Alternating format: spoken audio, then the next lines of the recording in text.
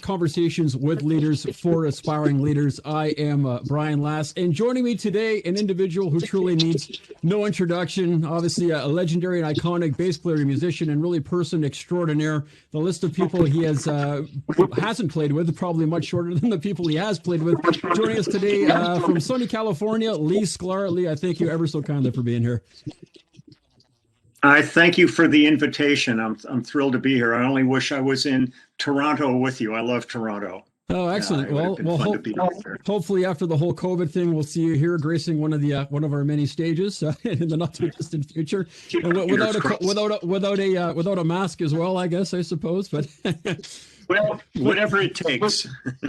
Absolutely. So I'll tell you, certainly this is momentous for me for a couple of reasons. Number one being this is probably the closest I'll ever get to jamming with you, being that my drumming days, unfortunately, much in the distance past, I guess you could say. But as well, this is somewhat perhaps coincidental. We find ourselves chatting on a YouTube channel. As I understand it, you've become quite the YouTube channel connoisseur yourself. I know you started up your own channel. I'm a little bit curious what sort of inspired you to get that up and running. First off, I've always really found YouTube fascinating. As a person who doesn't sleep very much, I spend many evenings just perusing through YouTube, looking for new artists, and sometimes I'll pick a song and I'll look up like a dozen performances of it just to see different interpretations, be it classical, be it pop or whatever. But we had come off of the last Phil Collins tour, his Not Dead Yet tour. And we were doing a lot of, really big venues, a lot of stadiums and pretty good sized venues. And I had some bass players writing to me going, we saw you guys like in Chile or, Brazil or Germany. And the show sounded great, but we couldn't hear some of the nuances in your parts because of, the nature of the venue. So I decided to contact our front of house mixer, Michel Collin, and had him send me a show. It was the one from Adelaide, Australia. And he sent me just the board mix of it. And so what I did is I loaded it into my laptop and plugged a little Bose speaker into the laptop and have a small bass amp next to me. And so what I decided to do was start with the first song of the show and do the show in order, a song a day. And I mixed it sitting here, not with a mixer, I just balanced it to where the bass was a little bit louder than the track so you could hear every note of it. And I put that up just thinking I was just, answering a couple of guys' questions. And by the third day, people started writing to me going, man, we love your YouTube channel. And I'm kind of going, what are you talking about? And I really didn't have a clue that it had become a channel. But it took on a life of its own. I've got, I think, 150,000 people on the channel now. Wow. And I've literally put up at least one video every single day since March 23rd of last year. I've got like 480 some videos up on it now. Today I just loaded, and it's all stuff I worked on. And I'm not, at this point, I'm not playing along with everything. Because a lot of songs that I've done, we're very involved in the studio, and trying to recapture that wouldn't be there. But I like to talk about the other musicians involved, the studios, the whole process, the artists. And so I'm balancing, I'll play a couple of days a week and then I'll just go through songs a week. I just did Randy Newman today, did some songs I did with Randy Newman. So it just kind of came through the back door, but I've so thoroughly enjoyed this experience. Especially in a year like for every other musician I know, where I had a really busy year ahead of me, and in a moment, it completely evaporated. And I was sitting here kind of going, well, what the hell am I going to do now? And I'm not the kind of person that wants to sit around and kind of, whoa, what happened to me things. So I got very involved in a whole bunch of things, and the YouTube channel came out of that, and I formed a clubhouse in the YouTube channel. So I do 2 live streams a month on that, and I have one day a month where I do one-on-one Skype and FaceTimes with, I can do about 18 people in a day on that. Fantastic. So it's been great though. But it's the thing that's fascinating to me is it's required me to revisit my career. Sure. and look at albums and songs that, for me, everything's been today and tomorrow. It's never been back then. And now all of a sudden I'm looking back at albums I did in 1972, 1980. And it's been kind of fascinating. I actually kind of came out of it going, well, I've actually worked.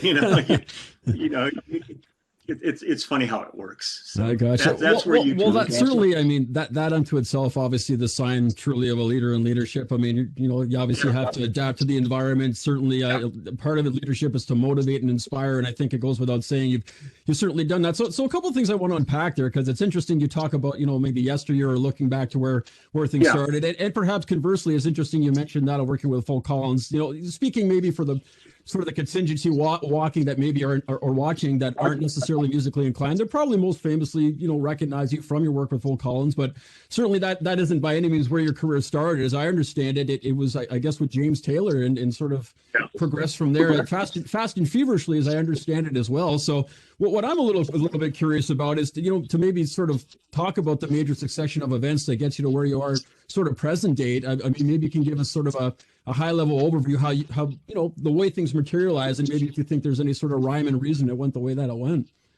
Well, I'll try to make a brief synopsis where I'll give you the Cliff Notes version of it. Sure. I was in mid 60s to the end of the 60s. I was in college and I was studying art and science in school, but I was always in bands. And the last band I was in the 60s was a group called Wolfgang. And it was pretty much a hard rock band here in Los Angeles. Our drummer had a friend named John Fishbeck who owned Crystal Recording Studios, and he had produced Stevie Wonder songs in the key of life and recorded that. And he used to come and hang out at our rehearsals with us.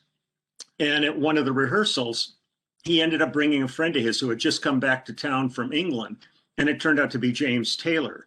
Now, nobody knew who James Taylor was. He had just done his Sweet Baby James album, and it hadn't been released yet. But he hung out for a couple of days and we got on great. And then he left and that was it. Well, he got offered a gig at the Troubadour in 1970 here in the Troubadour Club in Los Angeles. And they had a band in order. It was Russ Kunkel on drums and Danny Korchmar on guitar and Carole King on piano. Oh, wow. They needed a bass player, and James remembered me from this rehearsal, and they tracked me down and asked me if I could do this gig with them. And I said, sure, I'd love to. And we got together and rehearsed what we had to do and played the show, and I figured that was it. And it turned into the rest of my life. So Lee, what I'm a little bit curious about, and it's certainly interesting here, you're bringing obviously the full-time musician's perspective, and for such example, let's say someone endeavors to want to be a banker, as for example, they know, okay, I need to go to university, get a Bachelor of Commerce degree, and then I know I have to go and work my way up in the banks. But I guess what I'm getting at, there's a certain plan. They know exactly what to do. Not necessarily the case to achieve such goal, much like you have to grace the stage with Phil Collins and things of that nature. So I guess what I'm wondering, I mean, obviously technical proficiency aside, obviously your immaculate bass playing speaks for itself, but as far as being cognizant about creating your own path for everything you sort of achieved as you certainly climbed the ladder, I'm wondering if there was anything indeed in play that you were being cognizant about to again achieve exactly what you had. I think that my industry, my gig, is so profoundly different than so many other real Goes without saying. That especially in the beginning, I mean, we were just so thrilled to get a call to work. There was no real path. I mean, I was really not headed into music at all when all of a sudden I had a career. So I kind of went from 0 to 100 in like a matter of a week, was kind of that situation. So we were really kind of learning on the gig exactly what we had to do. So it really didn't follow the same path as somebody that would have being a doctor or a lawyer or anybody in, a plumber or anything that really had these kind of professions where you could maybe be an apprentice and learn. We kind of suddenly got these calls and you had to go in and perform. Now, the fortunate part for me was that I had skills in place, basic skills as far as a player, but understanding the what is demanded of you in a studio situation, because I was always just playing clubs. I mean, it was not, you weren't in this professional environment. And so it was really fortunate that when I started, a few of the players I worked with were like members of the Wrecking Crew, who was the group of musicians that really dominated the late 50s to 70. And they were really great in terms of sharing knowledge and thoughts about it. So they kind of mentored us a little bit, because it was a group of us that suddenly found ourselves working on a daily basis, having no preparation for what we were getting into. Hmm.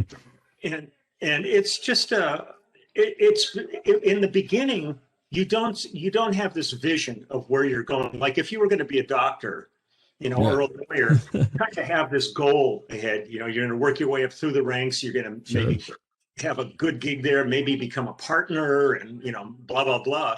I mean, we had no clue where we were going. We were like, you know, spinning dark. So literally, I never saw the future of where I was headed. I was just really grateful to be working, and we were fortunate because the musicians that were there before us in the Wrecking Crew never left the studio. It was studio home, and they were very rarely engaged with the artists. Where for myself and the other guys that I worked with, Russ Kunkel and Danny Korchmar and Craig Durgee and our group, we toured with the artists that we recorded with. We're involved in some writing, some production and stuff. So it was a much more encompassing thing. But as far as the future goes, you just never saw it. So, I mean, I still pinch myself to this day. I'm fascinated that I ended up with 50 plus years of this. Oh, and certainly to be commended. So even to that effect, and somewhat in conjunction with that topic, I'm interested to get, you know, somewhat on the topic of leadership, to get your insights in the sense that, and believe me when I use this terminology very loosely, being that, you know, you acted as somewhat of a sideman a lot, and not to preclude from the fact that you're obviously a force to be reckoned with unto yourself, and no one will ever dissuade from that. But in the sense of, you know, walking to a lot of scenarios where, you know, for lack of better description, it was maybe the artist himself running the show or a producer or whatever the case is. Yeah. I'm certain in that regard, and in some very unforgiving environments where, you know, time is money and the studio clock is going, that you probably have seen your fair share of what could be described as good leadership or maybe bad leadership. And I'm not going to make you name anyone and put you on the spot for the bad part, but I'm curious to get your insights onto maybe both ends of the spectrum, and just to get a guise of what leadership means to Lee Sklar in that regards. Yeah, the thing I've always found fascinating about my gig is every day I go and work, it's different. There's not a monotony to this at all. You can go in the studio, and the producer, so-called producer on the project, could really have no concept of music. They're there for, you know, they knew somebody or they're a friend of somebody, and they've been given this. Or you're in the studio with somebody like George Martin or Peter Asher, who absolutely knows what they would like to see happen in there. When I go in as a player, I really have to be a kind of a chameleon every day. And you sort of assimilate into what the situation is, and you try to read it as quickly as you can and understand how much of a role you can play that day. Some days I just sit down and I play my instrument, and that's all that's required of me. Given the opportunity, though, I love to be able to contribute on levels beyond that, of talking with the artist and with the producer and making suggestions about arrangements. And many of the players I know think the same way, that it's more than just your instrument. And do you feel that sort of changed with time, as far as that ability to you know, sort of lend to creating this sort of sense of growth, morale, nurturing in the studio, versus now it's just, you know, here's the track, do it the way we want? Do you think that's changed over time? Is it sort of the same for you? No, I don't think it has changed. I think when it actually comes down to the moment of music that you're there for, it can be as different every day today as it was in 1970. You really have to read each day as an individual day. Over the years, you build up, you know, a certain amount of knowledge and process. But there's times where I'll still walk in the studio and it'll be like an unbelievably gifted young artist who's has such a vision for themselves that you just assimilate into their vision and you contribute to that. And there's other times still where I go in and they really don't know quite what's going on. They've just sat and played their guitar and they've never worked with other players, and we have to really create an environment for them. So the process has changed on certain levels in terms of technology, from analog, digital, all the different, formats that have come through all of this. But the actual process of making the music, the only thing that I think might get in the way at this point is finance, because in the early days, you were usually doing something that was a label oriented thing where there was a budget and you could have maybe 2 weeks in the studio to do what maybe right now people want to try to get done in 2 days. So you have the time to experiment and work things a little bit differently than you do now, where as the business started to either be taken over by accountants and lawyers as compared to people like Jerry Wexler and Ahmet Erdogan and stuff. They're looking at the clock much more intently. And and also a lot of projects in this day and age are privately financed. Somebody knows somebody that's maybe made some money in IT or something like that. Gotcha. Wanted to be a part of music, so they're willing to pay the bill, but they don't want to be milked. So, they're kind of in there watching the clock. So some of the times where we could have been experimenting, really, you're going more for like an immediately great performance as compared to something where you can actually maybe take it to that next level. You don't have that opportunity. But again, it's individual. It's a very fluid gig. Interesting. Now, maybe switching from the studio to sort of the live environment, and certainly gracing the biggest stage of the world, much like you have done, and sort of to preface something you raised at the sort of the beginning of the conversation. Obviously, the last Phil Collins tour, the Not Dead Yet tour. So one thing that I'm distinctively interested about is certainly tying in again with the theme of leadership, and certainly Lee Sklar is a leader and being someone to nurture, motivate, and inspire. I'm curious about the relationship, more so musically, between you and Nicholas Collins, and for this reason. I mean, here we have, a youngin' new to the game, albeit his dad, obviously we know his dad is Phil Collins, but certainly the bass and the drums, the root of the band, the rhythm section. And, certainly this perceivably could be somewhat of an intimidating environment for someone who is new to the game. So I'm wondering what type of a role that you were sort of being cognizant about, again, from a leadership standpoint, and wanted to do your best to maybe, help to nurture Nicholas or to really establish that root that would need to be there for any rhythm section in that sort of, and again, touring the biggest stages in the world, really, right? Yeah. Well, I mean, there was an element of mentoring on this tour. The thing that was fortunate with Nick is Nick was actually a good drummer when he was 4 years old. I mean, he was on the road on all the tours. He would be there on the side of the stage, just sucking it all in. Gotcha. And the thing that's beautiful about Nick is the fact that he's not resting on the laurels of who his dad is. He really is hungry to be the best musician he can be. So when we would be back in the dressing room, we were always talking music. He's got his own band. He was talking about it. He's playing me demos of songs that they were doing. When it came to the show, we always had serious eye contact going during the show. And he's an incredibly gifted musician. And I felt, and he didn't get the gig because he's Phil's kid. He earned the gig because we auditioned a few drummers for the tour, and Nick was by far the perfect fit on it. And he was 16 when we started the tour. He was 18 when we finished it. And but the thing I really appreciated was was incredibly hungry to get better and to do the best job he could. And watching him evolve during the course of the tour was pretty great. I mean, it was really palpable to see where he went from the very first rehearsals to the last gigs. He had really grown by leaps and bounds. That's amazing. Now, maybe if I can ask Lee, sort of jump in, and I know you used the term, there was an element of mentorship on the tour. Yeah. Maybe you can unpack a little bit what that sort of meant to you as far as being cognizant about that mentorship sort of role.